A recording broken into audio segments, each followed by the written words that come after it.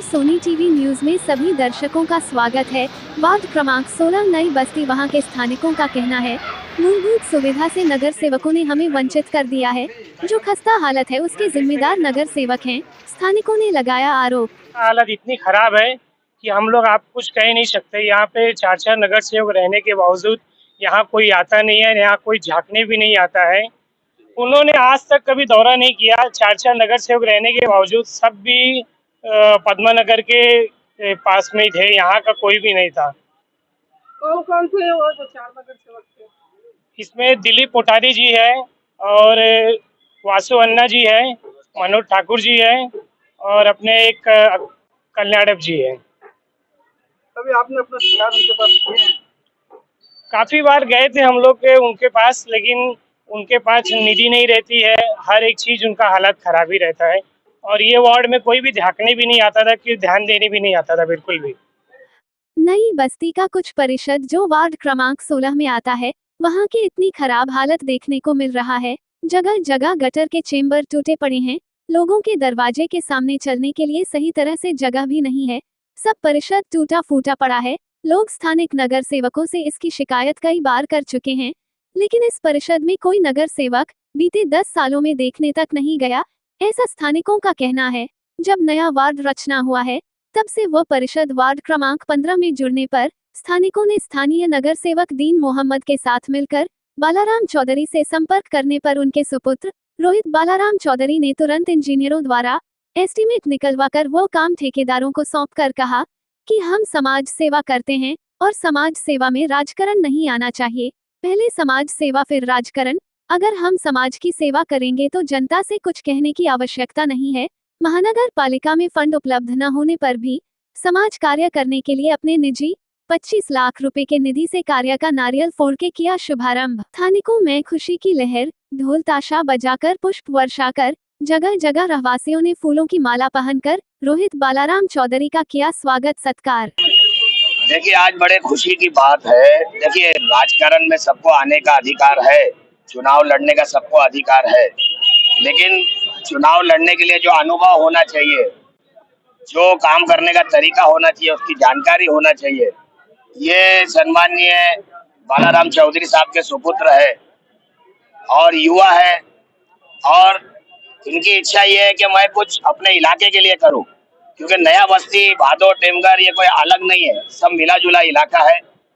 और मुझे बड़ी उम्मीद है कि युवा है, पढ़े लिखे, अनुभवी, और हमारा अनुभव और इनका एजुकेशन मिल करके हम बस्ती के लिए और बेहतर तरीके से काम कर सकते हैं। क्योंकि पिछला 10 साल बस्ती के लोगों ने मुझको चुन करके दिया। कॉरपोरेशन के हालात बहुत खराब थे, फिर भी हमसे जो हो सका हमने वो काम किया। आने वाले दिनों में ये नया वार्ड हमसे जुड़ा है, यहाँ के हालात बहुत बुरे थे, कई सालों से यहाँ काम नहीं हुई। हम लोगों ने जब चर्चा किया तो रोहित चौधरी ने आगे से इच्छा जताया कि अंकल, कॉरपोरेशन का फंड जब होगा, पहले अपन अपने पास से काम शुरू करते हैं। इसके लिए मैं इनका शुक्रिया अदा करता हूँ हमारे इलाके की तरफ से, और यही उम्मीद रखता हूँ कि ऐसी सोच के लोग अगर कॉरपोरेशन में चुन के जाएंगे और राजनीति में आएंगे, क्योंकि इनको कुछ पैसा कमाने की इच्छा नहीं है, इनको ऊपर वाले ने बहुत कुछ दिया है। अब अगर आने वाले वक्त में युवाओं के लिए, डेवलपमेंट के लिए अच्छी सोच लेकर के आए, मैं इनसे यही उम्मीद रखता हूँ और दोबारा इनका शुक्रिया अदा करता हूँ। और मैं यही चाहता हूँ कि पूरे देश में, पूरे शहर में, नई बस्ती में भाईचारा बने रहे, हिंदू मुस्लिम का कॉम्बिनेशन होना चाहिए। चुनाव मजहब के नाम पे नहीं लड़ा जाए, डेवलपमेंट के नाम पे, अच्छी सोच के नाम पे, अच्छे नेतृत्व के नाम पर चुनाव होना चाहिए। क्योंकि इलेक्शन लड़ने का अधिकार सबको है, लेकिन इलेक्शन लड़ने के बाद सबको लेकर चलने का जज्बा होना चाहिए, ग्रुप में ना बांटते हुए।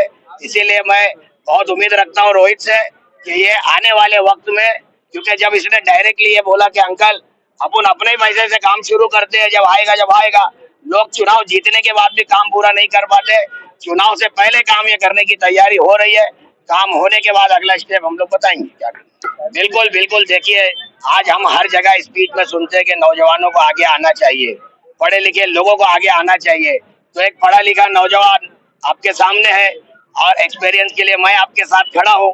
तो एक अनुभव, एक्सपीरियंस और नौजवान मिलेंगे और तीसरा कोई एक अच्छा साथी ले करके हम लोग इंशाल्लाह नई बस्ती का जो बचा काम है उसको भी आगे बढ़ाएंगे और शहर के हित में भी आगे काम करेंगे। राजनीति में एंट्री हो रही है।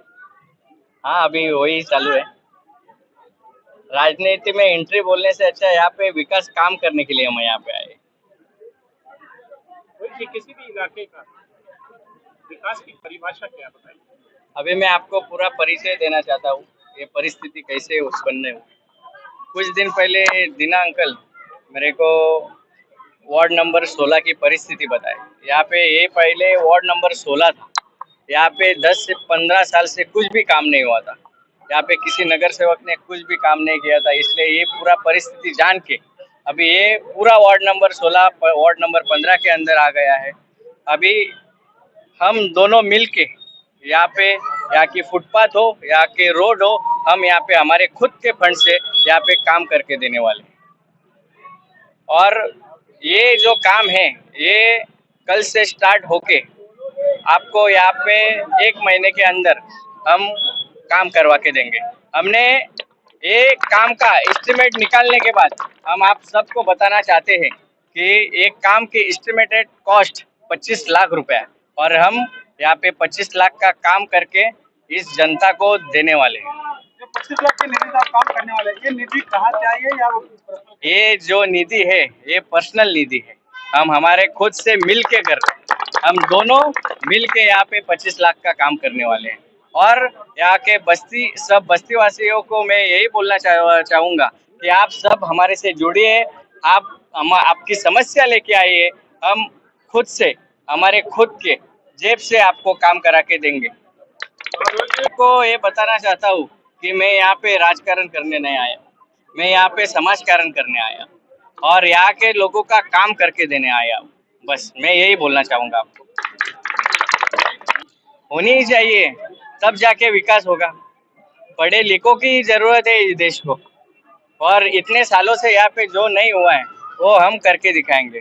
सब युवा मेरे साथ में है, ये आप पब्लिक देख सकते हो, ये सब युवा मेरे साथ एक ना एक दिन जुड़ेंगे, जितना मुझे भरोसा है इनके ऊपर। मैं युवा को संदेश देना चाहता हूँ, आप मेरे साथ जुड़िए, आपकी जो भी समस्या रहेगी मैं आपके साथ कंधे से कंधा मिला के काम करूंगा। बस यही बोलना चाहूँगा।